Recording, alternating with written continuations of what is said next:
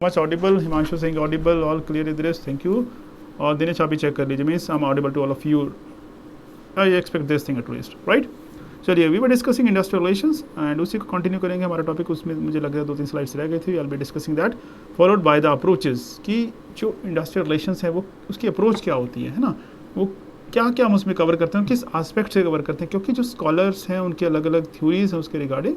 कुछ इस रिलेशन को एक पॉजिटिव एस्पेक्ट में देखते हैं, कुछ उसको नेगेटिव एस्पेक्ट में देखते हैं। We gonna study all the aspects, right. All right, thank you so much Dipendra. अगर आपके एंड पे कोई इशू है प्लीज़ अपना चेक कर लीजिए, रिफ्रेश करके देख लीजिए, ऐसा नहीं होना चाहिए because everybody is able to hear me clearly now, right. चलिए, सो आईआर की बात कर रहे थे, आईआर इंडस्ट्रियल रिलेशंस बेसिकली है ना, this is the basically the whole topic industrial relation, labour law.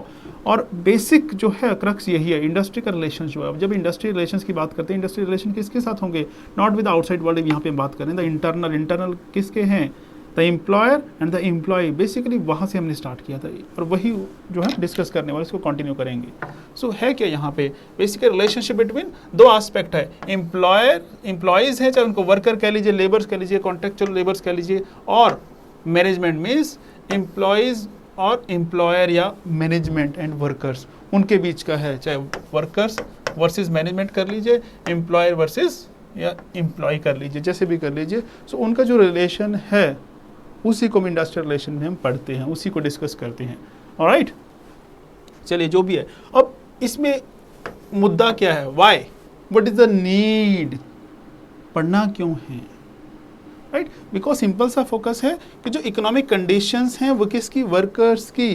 देखो, सिंपल सी चीज़ याद रखिए, जो इसका जेनेसिस था हमने उसकी डिस्कशन की थी थोड़ी सी, जेनेसिस क्यों हुआ था इन चीज़ों का, हमने क्यों बात करनी शुरू की कि लेबर लॉ होने चाहिए, इंडस्ट्रियल रिलेशन जो है उनकी तरफ ध्यान दिया जाना चाहिए। बिकॉज जब इंडस्ट्रियल रेवोल्यूशन आया था, the condition of industrialist, the employer was improving, they were getting profits but not the workers. उनकी जो कंडीशंस थी क्या हो रही थी, दे वर डिटीरिएटिंग।